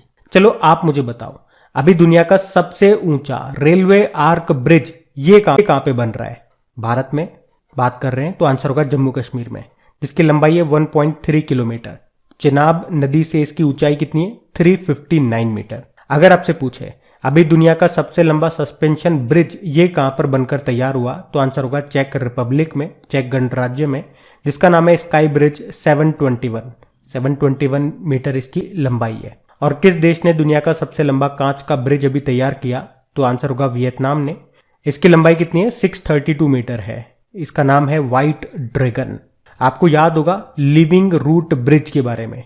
किस राज्य का है ये, जिसे अभी यूनेस्को की विश्व विरासत स्थलों की अस्थायी सूची टेंटेटिव लिस्ट में शामिल किया गया था? तो ये मेघालय का है, ये भी याद रखना। बढ़ते आगे। तो इस प्रश्न में आपको बताना है, जून 2022 में किस देश ने अपना पहला घरेलू निर्मित अंतरिक्ष रॉकेट नूरी का सफल प्रक्षेपण किया? तो आंसर होगा साउथ कोरिया। अच्छा, कुछ समय पहले आपने जरूर पढ़ा होगा साउथ कोरिया ने नूरी का प्रक्षेपण किया था, पर वो असफल हो गया था। पर उसने हार नहीं मानी, वो आप ही की तरह लगा रहा और अब अपने दूसरे ही प्रयास में उसे सफलता मिल गई। और ये प्रश्न इसलिए भी इंपॉर्टेंट है क्योंकि साउथ कोरिया ने पहली बार स्वदेशी अंतरिक्ष रॉकेट का सफल प्रक्षेपण किया, यानी कि उसे लॉन्च किया, जिसका नाम है नूरी। और इस तरह से ये अंतरिक्ष में उपग्रह सैटेलाइट को स्थापित करने वाला विश्व का 10वां देश बन गया है। अच्छा, नूरी से आपको एक नाम याद आएगा, नूर। याद आया?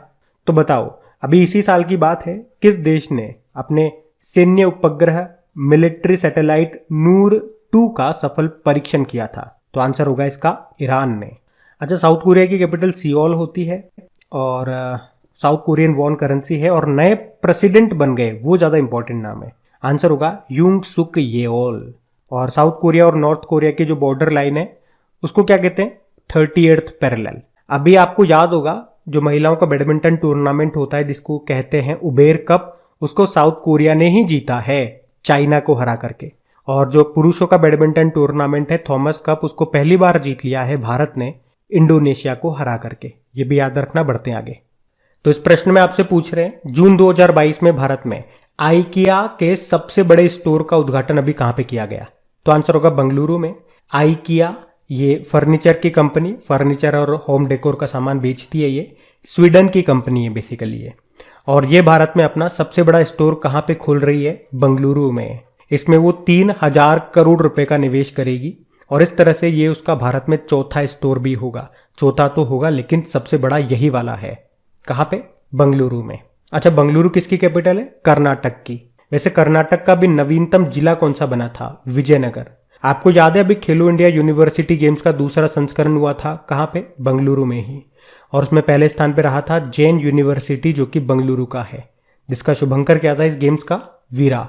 और जोग जलप्रपात ये कहां पर है? गरसप्पा वाटरफॉल भी इसको बोलते हैं, शरावती नदी पर है कर्नाटक में। और याद रखना, भारत में कॉफी के उत्पादन में, प्रोडक्शन में टॉप कर्नाटक ही है और विश्व में टॉप है ब्राजील। अच्छा, ब्राजील में एक कॉफी बंदरगाह आपको मिलेगा, उसे क्या कहते हैं? सेंटोस बंदरगाह। बंदरगाह मतलब पोर्ट। चलो एक प्रश्न का उत्तर दो। अभी आरबीआई के अनुसार भारत का सबसे बड़ा मैन्युफैक्चरिंग हब ये कौन सा राज्य बन गया है? तो आंसर होगा गुजरात। बढ़ते हैं आगे। चलिए बताइए, अभी संस्कृत भाषा में अनाउंसमेंट करने वाला दुनिया का पहला एयरपोर्ट कौन सा बना? तो आंसर होगा लाल बहादुर शास्त्री इंटरनेशनल एयरपोर्ट। तो धर्म और संस्कृति के प्राचीन केंद्र वाराणसी का ये जो लाल बहादुर शास्त्री अंतरराष्ट्रीय हवाई अड्डा है, यहाँ पर हिंदी और अंग्रेजी के साथ संस्कृत भाषा में भी अनाउंसमेंट किया गया। और ये दुनिया का पहला एयरपोर्ट है जो संस्कृत भाषा में भी यात्रियों को जानकारी देता है। इस एयरपोर्ट पर जल्द ही दक्षिण भारतीय भाषाओं में भी यात्रियों को कोरोना से बचाव की जानकारी मिला करेगी। तो याद रखना, लाल बहादुर शास्त्री अंतरराष्ट्रीय हवाई अड्डा ये कहां पर है? वाराणसी में। बढ़ते आगे। चलो बताओ, जून 2022 में किसने भारत के लिए अपनी तरह का पहला artificial intelligence adoption index develop किया? तो आंसर होगा नेस्कॉम। नेस्कॉम का फुल फॉर्म देखो, national association of software and service companies. तो अभी नेस्कॉम ने भारत के लिए अपनी तरह का पहला AI एडॉप्शन इंडेक्स डेवलप किया है और इसमें इन्होंने बताया कि इंटीग्रेटेड आर्टिफिशियल इंटेलिजेंस और डेटा यूज प्लान 2025 तक भारत के जीडीपी को $500 अरब तक बढ़ा सकती है। इसे माइक्रोसॉफ्ट और अर्नेस्ट एंड यंग और कैप जेमिनी के सहयोग से बनाया गया। अच्छा, नेस्कॉम के अभी नए अध्यक्ष बने थे, क्या नाम है? कृष्णन रामानुजम। और अगर आपसे पूछा जाए नेस्कॉम के पहले अध्यक्ष कौन थे, वैसे आपसे पहले अध्यक्ष के बारे में क्यों पूछेंगे? तो आपको याद है इनका नाम अभी न्यूज में था इसलिए। और नाम न्यूज में क्यों था? क्योंकि इन्होंने अभी एक बुक लिखी है जिसका नाम है द मैवरिक इफेक्ट, इसलिए आपसे पूछ सकते हैं। बढ़ते आगे। चलो बताओ, अभी किस राज्य में पहली बार दुर्लभ मांसाहारी पौधे की प्रजाति मिली? तो आंसर होगा उत्तराखंड में। तो अभी उत्तराखंड के चमोली जिले में एक मांसाहारी पौधे की खोज की गई है और इसका नाम क्या है?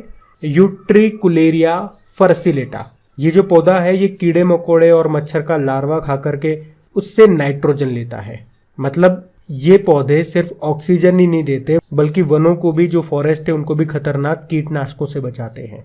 अच्छा, मैं एक प्रश्न पूछूं, बताओ अभी किस देश ने दुनिया के पहले पौधे से बनी कोविड-19 वैक्सीन को मंजूरी दी? तो आंसर होगा कनाडा ने।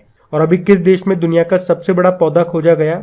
ऑस्ट्रेलिया में, ऑस्ट्रेलिया के तट पर। और मुझे बताओ अभी किस राज्य में दुनिया का पहला आनुवांशिक रूप से संशोधित जेनेटिकली मॉडिफाइड रबड़ का पौधा लगाया गया? तो आंसर होगा असम में।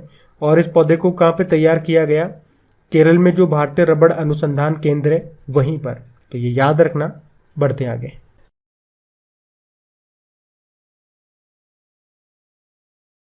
अच्छा बताओ, अभी किस स्मॉल फाइनेंस बैंक ने live it today credit card को लॉन्च किया? तो आंसर होगा एयू स्मॉल फाइनेंस बैंक। तो अभी एयू स्मॉल फाइनेंस बैंक ने एक इनोवेटिव क्रेडिट कार्ड को लॉन्च किया है जिसका नाम है एयू बैंक लिट, यानी कि live it today credit card. इसमें कार्ड होल्डर को अपनी सुविधा के हिसाब से फीचर चुनने की आज़ादी मिलती है। मतलब इस एक कार्ड को रखने से आपको कई अलग अलग कार्ड रखने की ज़रूरत नहीं पड़ेगी क्योंकि आपको कई सारे फीचर इस एक ही कार्ड में मिल जाएंगे। और इस कार्ड को ट्रैक करने और खर्च आदि पर निगरानी रखने के लिए एयू स्मॉल फाइनेंस बैंक ने एक एप्लीकेशन भी लॉन्च किया है जिसका नाम है lit credit card AU 0101 application. देखो, एयू स्मॉल फाइनेंस बैंक की बात करते हैं, स्थापना होती है 1996 में। जयपुर में हेडक्वार्टर है और इसके फाउंडर कौन है? संजय अग्रवाल हैं, जो वर्तमान में इसके एमडी सीईओ भी हैं। आप जानते हो इक्विटास स्मॉल फाइनेंस बैंक, इसने भी बच्चों के लिए एंजॉय नई नाम से सेविंग अकाउंट लॉन्च किया था। और शिवालिक स्मॉल फाइनेंस बैंक के एमडी सीईओ बने थे अभी अंशुल स्वामी। अच्छा, शिवालिक स्मॉल फाइनेंस बैंक से एक प्यारा क्वेश्चन बनता है। एक्चुअली में ये पहले एक कोऑपरेटिव बैंक था, फिर ये स्मॉल फाइनेंस बैंक बन गया।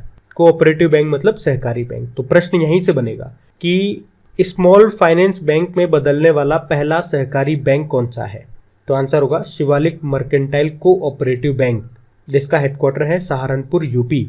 अभी उज्जीवन स्मॉल फाइनेंस बैंक से भी याद आएगा, महिलाओं के लिए एक सेविंग अकाउंट इसने शुरू किया था गरिमा नाम से। तो ये सब याद रखना। बढ़ते आगे। चलिए बताइए, अभी किस बैंक ने कैंपस पावर नाम से एक डिजिटल प्लेटफॉर्म लॉन्च किया? तो आंसर होगा आईसीआईसीआई बैंक। तो अभी आईसीआईसीआई बैंक ने भारत और विदेशों में उच्च शिक्षा प्राप्त करने के इच्छुक छात्रों की सहायता के लिए कैंपस पावर नाम से एक डिजिटल प्लेटफॉर्म को लॉन्च किया है। मतलब कोई भी स्टूडेंट बाहर पढ़ना चाहता है विदेशों में तो उसे फाइनेंशियल मदद करने के लिए है ये। आप जानते हो अभी यूनियन बैंक ऑफ इंडिया की पहली महिला एमडी सीईओ कौन बनी थी? ए मणिमेखलाई। और पंजाब नेशनल बैंक के एमडी सीईओ बने थे अतुल कुमार गोयल और यूको बैंक के बने थे सोमा शंकर प्रसाद।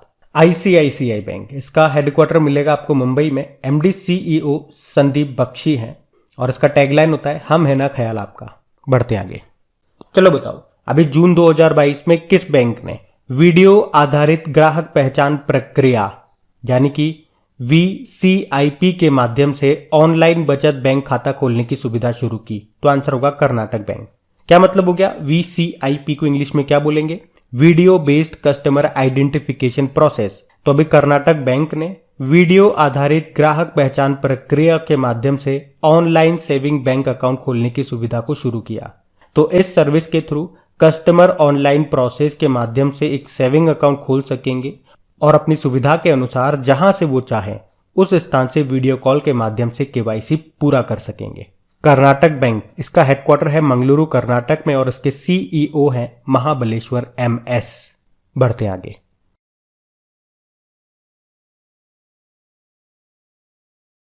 चलो अब बताओ जून 2022 में जारी ग्लोबल लिवेबिलिटी इंडेक्स में दुनिया का सबसे अच्छा रहने योग्य शहर कौन सा है? तो आंसर होगा वियना। तो अभी हाल ही में जारी ग्लोबल लिवेबिलिटी इंडेक्स में वियना जो शहर है, जो ऑस्ट्रिया की कैपिटल है, उसे दुनिया का सर्वाधिक रहने योग्य अच्छा शहर घोषित किया गया। वियना, याद रखना ये ऑस्ट्रिया की कैपिटल है।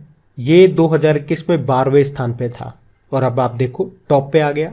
अच्छा, इस इंडेक्स को जारी कौन करता है? इकोनॉमिस्ट इंटेलिजेंस यूनिट, ये भी याद रखना। तो फर्स्ट पे वियना, सेकंड पे कोपेनहेगन डेनमार्क और थर्ड पे है ज्यूरिख स्विट्जरलैंड। भारत में बात करोगे तो दिल्ली 112वें स्थान पर है 140 में से और मुंबई 117 नंबर पे है। आपको बता दूं टॉप 10 में यूरोप के 6 शहर हैं। वहीं इस लिस्ट में लास्ट पे है यानी कि सबसे कम रहने योग्य शहर किसे बताया गया? सीरिया की कैपिटल दमिश्क को। अच्छा, अगर मैं आपसे पूछूं जो ऑस्ट्रिया की कैपिटल है वियना, ये किस नदी के किनारे स्थित है? तो डैन्यूब नदी के किनारे। यहीं पे आपको इंटरनेशनल एटॉमिक एनर्जी एजेंसी का हेडक्वार्टर मिल जाएगा और OPEC organisation of petroleum exporting countries का हेडक्वार्टर भी आपको यहीं पे मिल जाएगा। अच्छा, वैसे तो आगे हम ये करंट अफेयर्स में पढ़ेंगे, लेकिन डेली करंट अफेयर्स में आपने पढ़ा होगा अभी ओपेक के जो महासचिव थे उनका निधन हो गया। नाम बताइए उनका। अगर डेली करंट अफेयर्स बिल्कुल ध्यानपूर्वक आप पढ़ते होंगे तो नाम आपको आना चाहिए। इसीलिए मैं आपसे कहता हूं कि पढ़ने के साथ साथ इनकी क्विज भी सॉल्व किया कीजिए। टेस्ट आपके लिए बना देता हूं तो उसका फायदा उठाया कीजिए। क्विज सॉल्व करोगे, पढ़ना एक अलग चीज है और रिवीजन एक बिल्कुल अलग चीज है।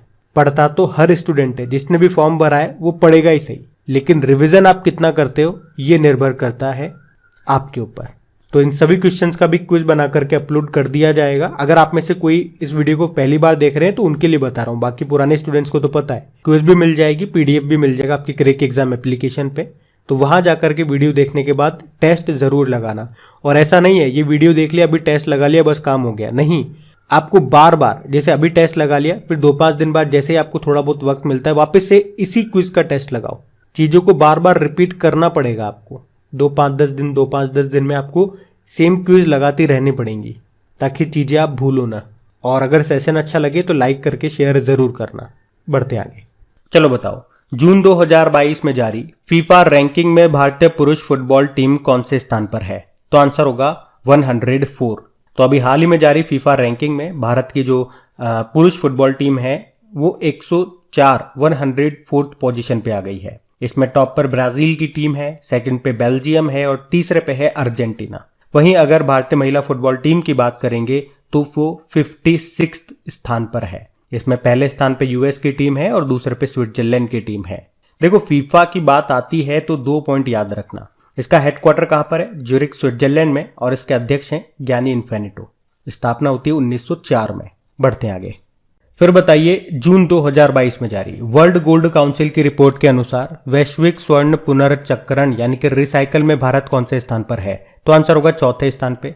तो वर्ल्ड गोल्ड काउंसिल की रिपोर्ट आई है, उसके अनुसार पिछले साल यानी कि 2021 में भारत में 75 टन सोना रिसाइकल हुआ था और इस मामले में भारत दुनिया का चौथा सबसे बड़ा देश है।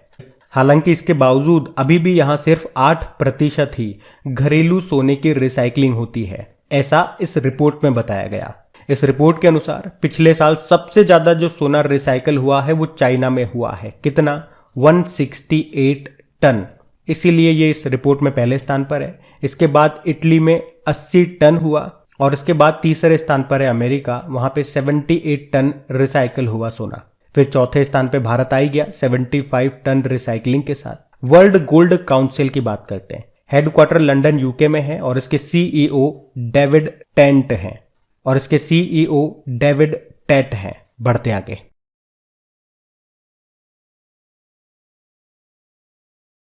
अच्छा बताओ, अभी जून 2022 में one nation one ration card योजना को लागू करने वाला 36वां राज्य कौन सा बन गया है? तो आंसर होगा असम। तो असम राज्य one nation one ration card योजना को लागू करने वाला 36वां राज्य बन गया है। और इसी के साथ ये जो one nation one ration card योजना है, ये सभी राज्यों में, सभी यूनियन टेरिटरीज में सफलतापूर्वक लागू किया जा चुका है, जिससे पूरे देश में खाद्य सुरक्षा पोर्टेबल हो गई है। अब मैंने यहाँ पे 36वां राज्य बोल दिया, इससे आप कंफ्यूज मत होना कि राज्य तो 28 ही हैं। इसका कहने का मतलब ये हो गया कि असम के जुड़ने के साथ ही अब पूरे देश में ये लागू हो चुका है। आपको बता दूं, सबसे पहले ये 4 राज्यों में शुरू हुआ था, महाराष्ट्र, गुजरात, आंध्र प्रदेश और तेलंगाना, और सबसे आखिरी में आप कहोगे असम में। उद्देश्य क्या है? जो भी लाभार्थी हैं जिनके पास भी राशन कार्ड है, तो वो पूरे देश में कहीं से भी, चाहे वो किसी भी राज्य में रहते हो, लेकिन वो भारत में कहीं से भी किसी भी राज्य में राशन कार्ड दिखा करके जो भी उनको राशन मिलता है वो आसानी से ले पाएंगे। देखो, असम की कैपिटल क्या है? दिसपुर है। मुख्यमंत्री कौन है? हेमंत बिस्वा शर्मा।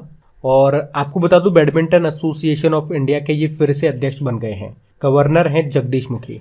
और असम में ही आपको एक मंदिर मिलेगा, कामाख्या देवी का मंदिर, जहाँ पे अंबुबाची का मेला लगता है। और भारत का सबसे नवीनतम नेशनल पार्क ये भी आपको मिलेगा असम में, देहिंग पटकई नेशनल पार्क। ये असम का 7वां नेशनल पार्क है। और अगर आपसे पूछा जाए कि भारत का पहला शुद्ध ग्रीन हाइड्रोजन प्लांट ये कहाँ पे स्थापित किया गया, तो आंसर होगा असम में ही। ध्यान रखना, ये सब बढ़ते आगे।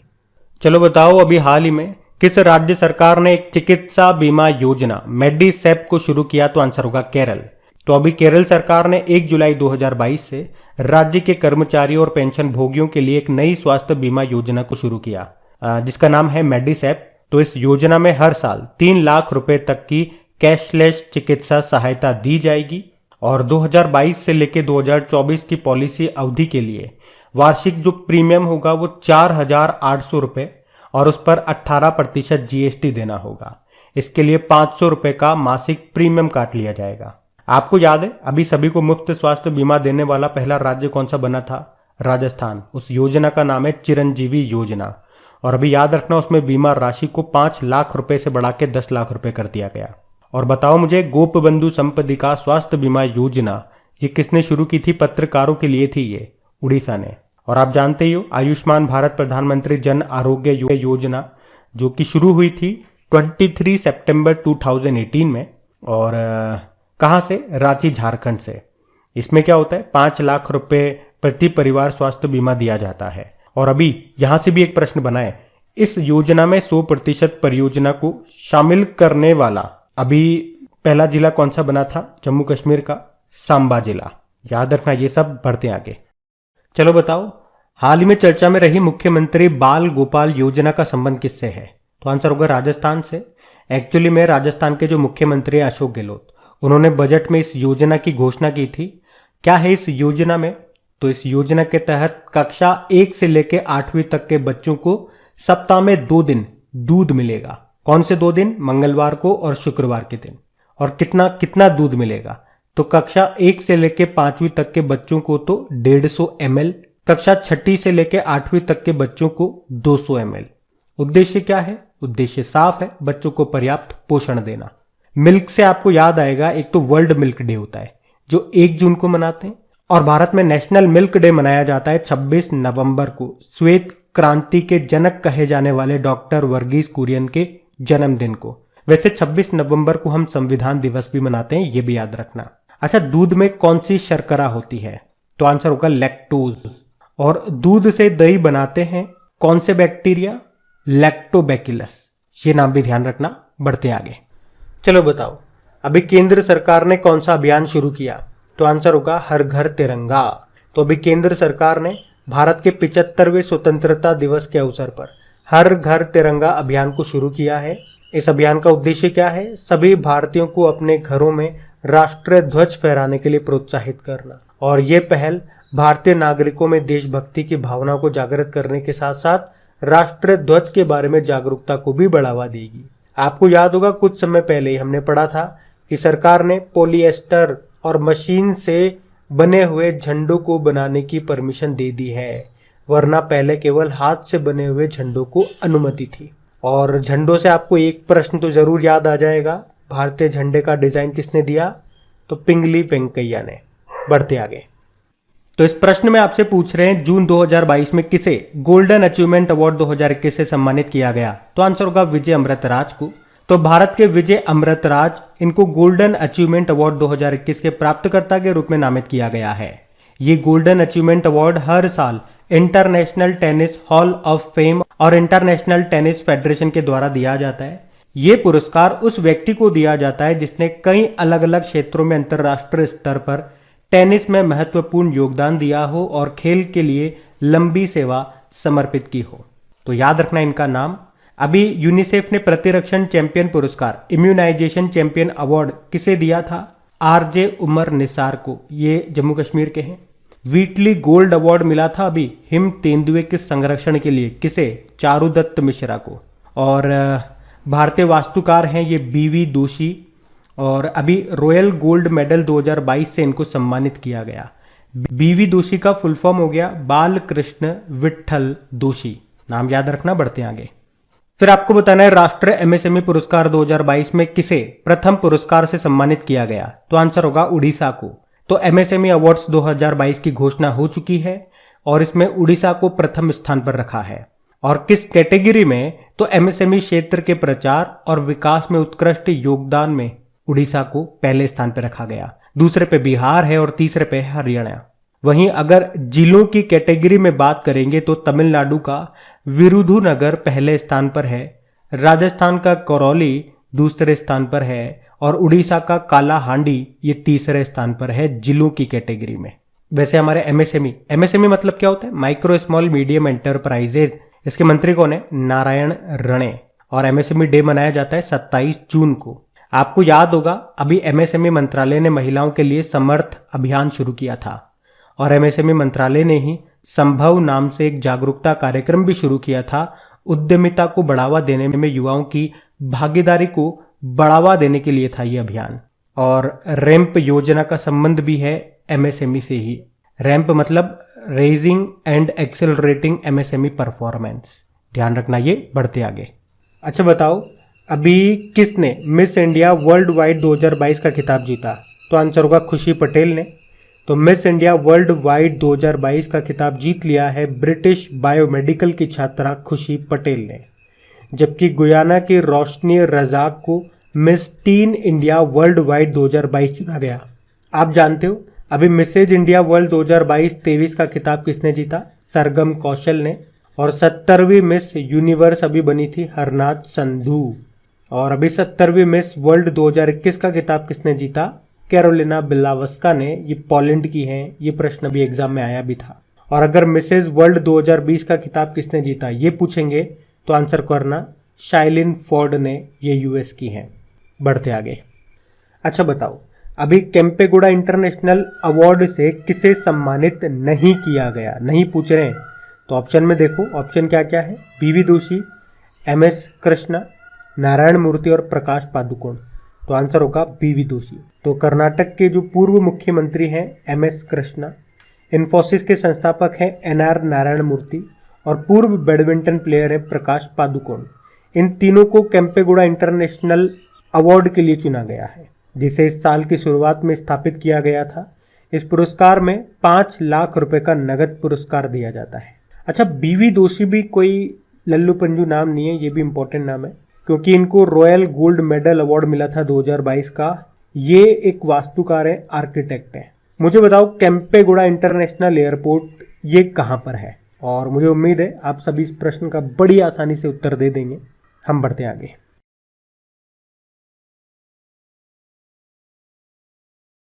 तो इस प्रश्न में आपसे पूछ रहे हैं अष्टांग योग नाम की बुक को अभी किसने लिखा? तो आंसर होगा डॉक्टर सोनू फोगाट ने। तो अभी हरियाणा के जो मुख्यमंत्री है मनोहर लाल खट्टर, उन्होंने अभी 8वें अंतर्राष्ट्रीय योग दिवस के मौके पर डॉक्टर सोनू फोगाट की ये जो नई बुक है अष्टांग योग, इसको लॉन्च किया। तो आपको बुक का नाम याद रखना है और उसके लेखक का नाम याद रखना है। साथ में आप ये बताओ अभी जो हमने योग दिवस मनाया 21 जून को मनाते हैं, उसकी थीम क्या रही? बाकी आप जानते हो भारतीय संविधान अनकही कहानी, इस बुक को भी प्रधानमंत्री जी ने लॉन्च किया था। इसको लिखा है राम बहादुर ने। और गौतम अडानी जो बिजनेसमैन है, उनकी जीवनी बायोग्राफी है Gautam Adani the man who changed India, इसको लिखा है RN भास्कर ने। और भारत की पहली स्पोर्ट्स मार्केटिंग बुक है जिसका नाम है business of sports the winning formula for success, इसको अभी लॉन्च किया गया था। इसको लिखा किसने है? विनीत कार्निक ने। ध्यान रखना। ये बढ़ते आगे।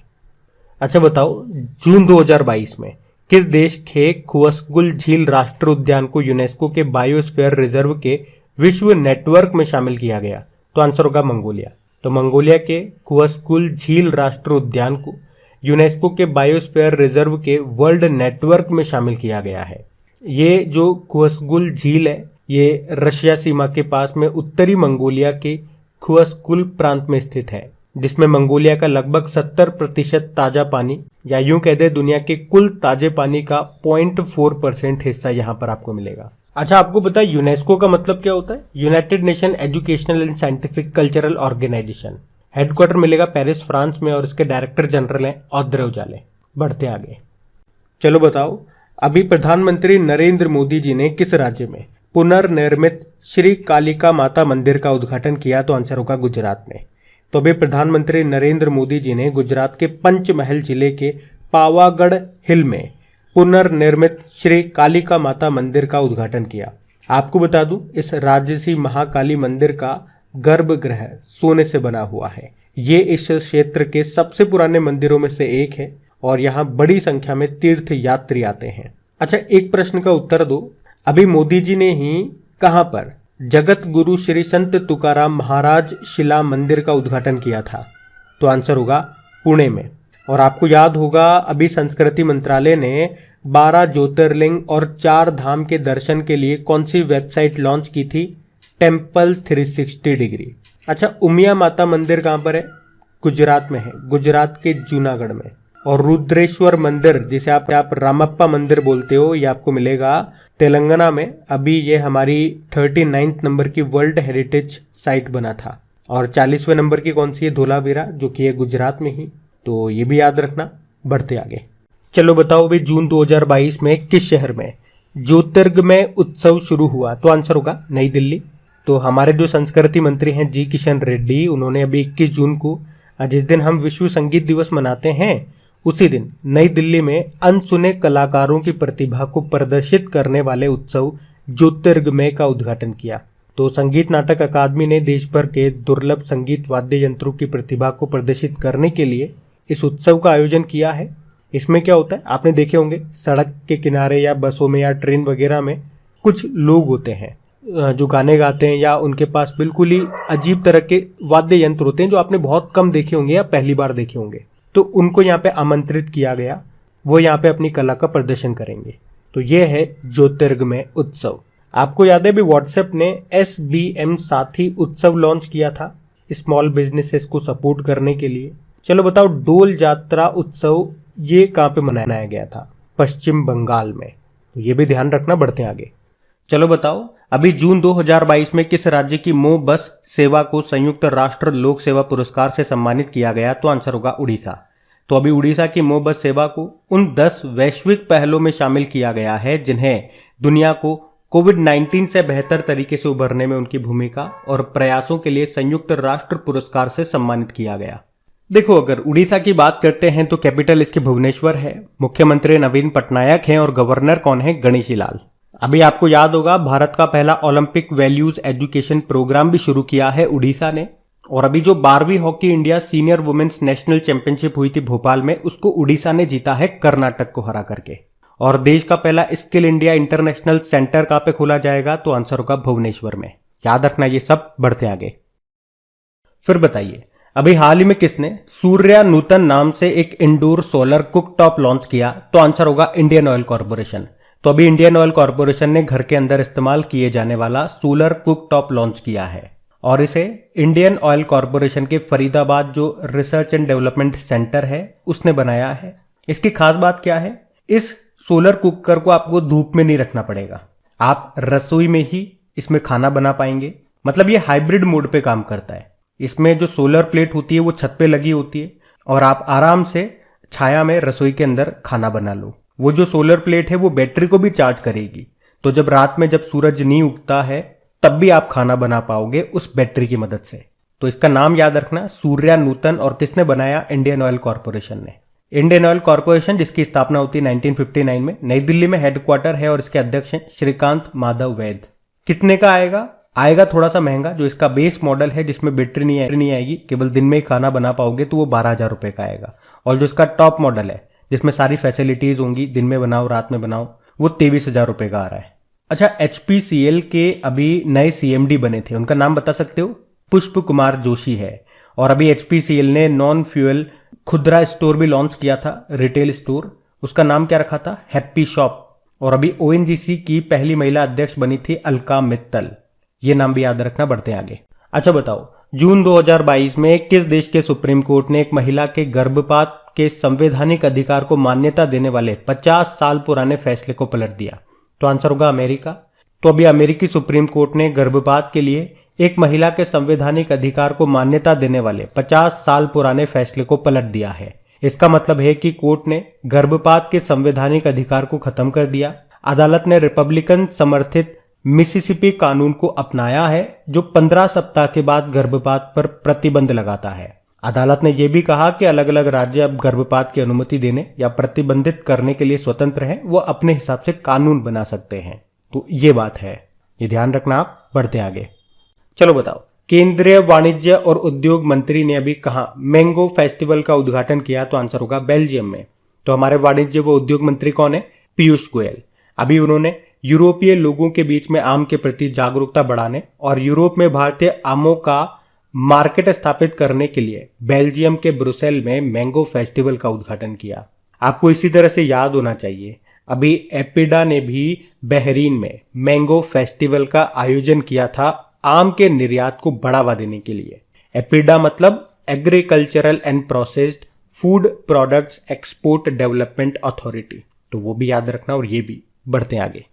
चलो बताओ, 2023 में G20 शिखर सम्मेलन की मेजबानी कौन करेगा, तो आंसर होगा जम्मू कश्मीर।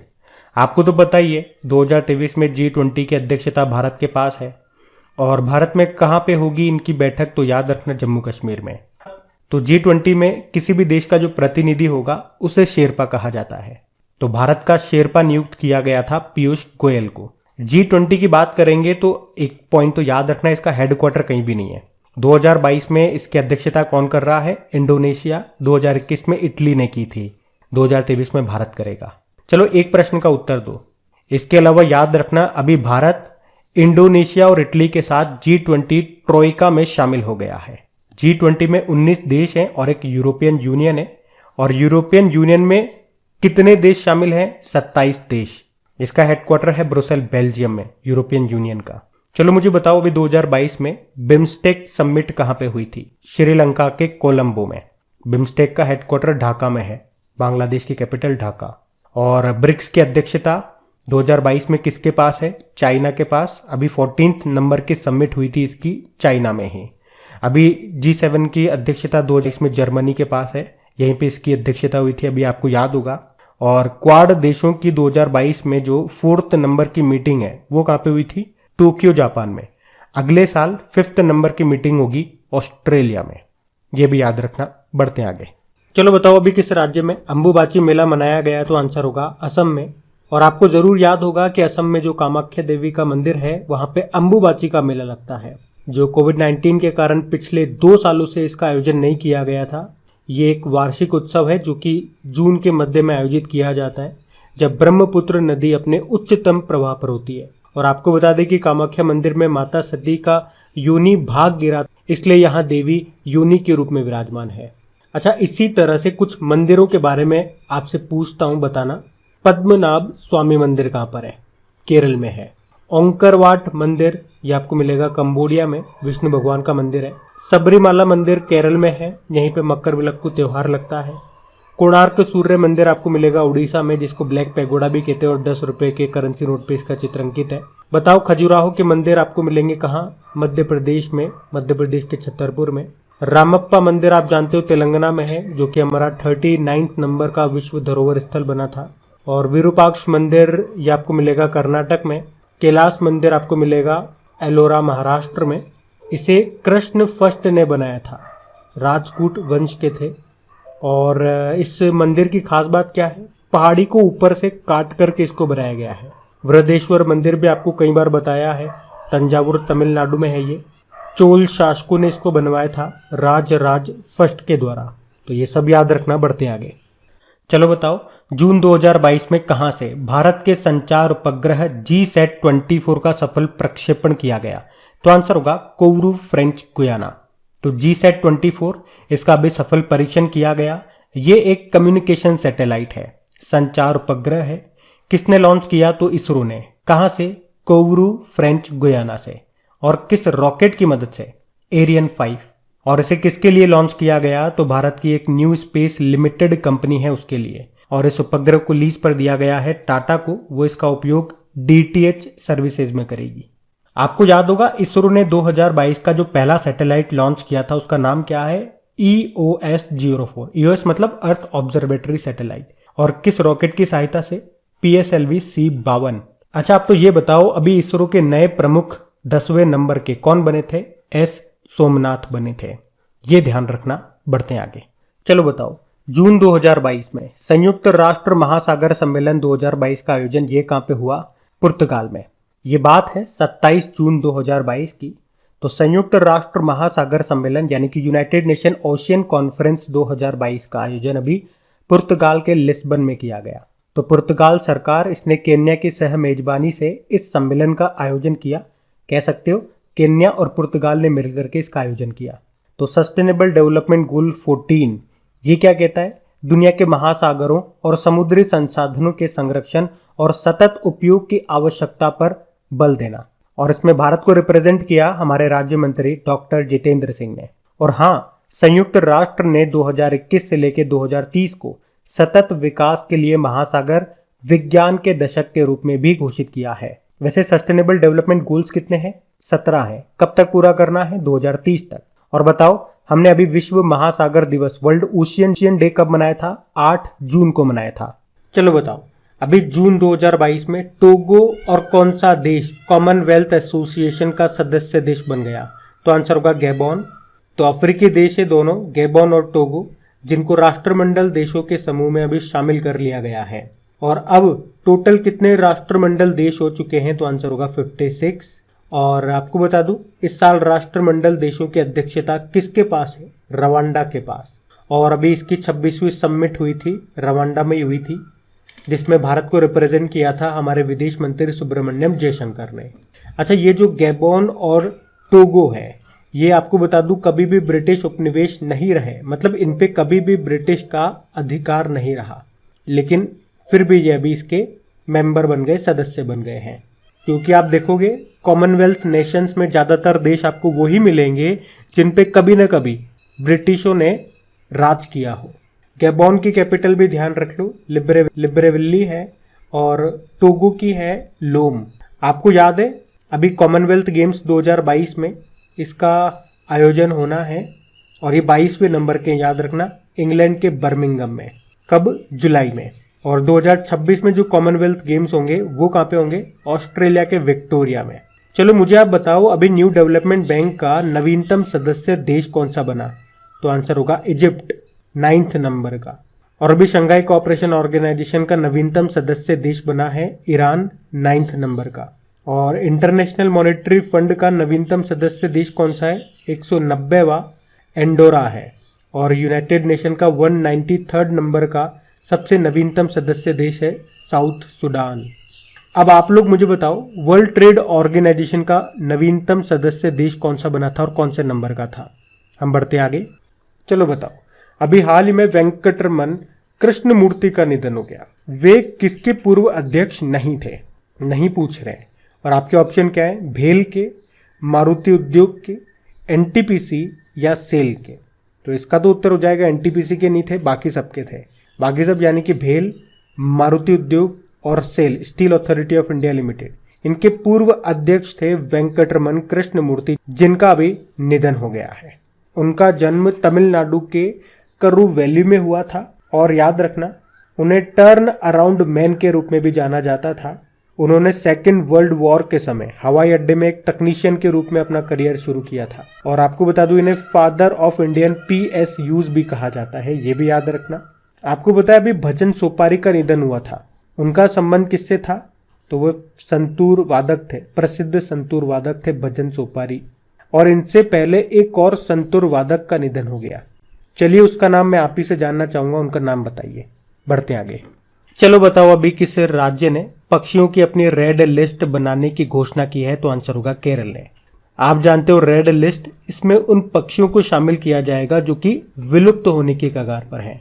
तो इस प्रकार से केरल पक्षियों को अपनी रेड लिस्ट में रखने वाला पहला राज्य बनेगा। तो केरल कृषि विश्वविद्यालय और बर्ड काउंट इंडिया इस सूची को मिलकर के तैयार करेंगे।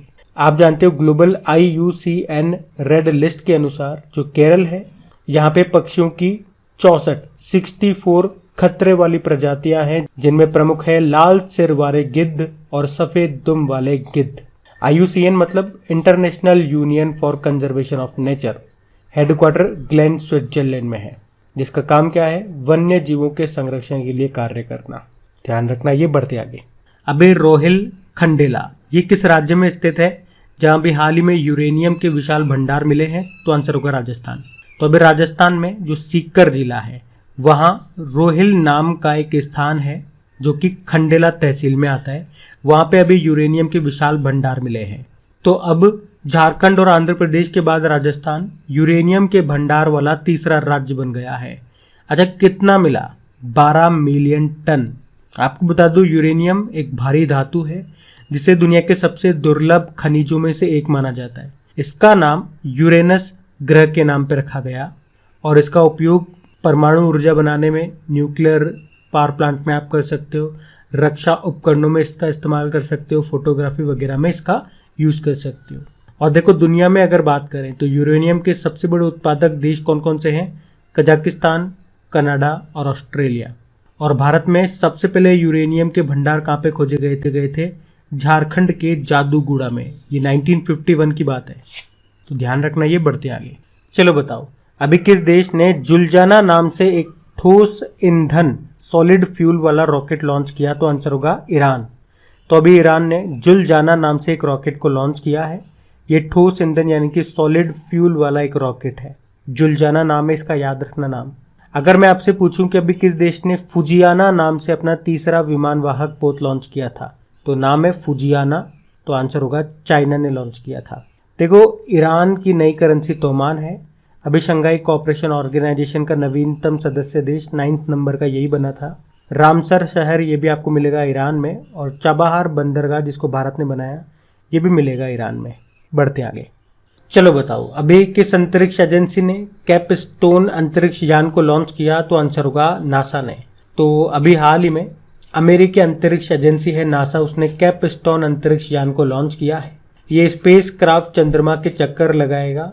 यह अंतरिक्ष यान न्यूजीलैंड के पूर्वी तट से लॉन्च किया गया और इसे नासा के द्वारा वित्त पोषित किया गया है। दरअसल नासा अंतरिक्ष यात्रियों के लिए चंद्रमा की सरफेस पर रुकने के लिए एक छोटा अंतरिक्ष स्टेशन बनाने की योजना बना रहा है, और ये मिशन इसके लिए उस विशिष्ट कक्षा की अध्ययन करेगा, स्टडी करेगा। कैपस्टोन मतलब cislunar autonomous positioning system technology operations and navigation experiment. ध्यान रखना। ये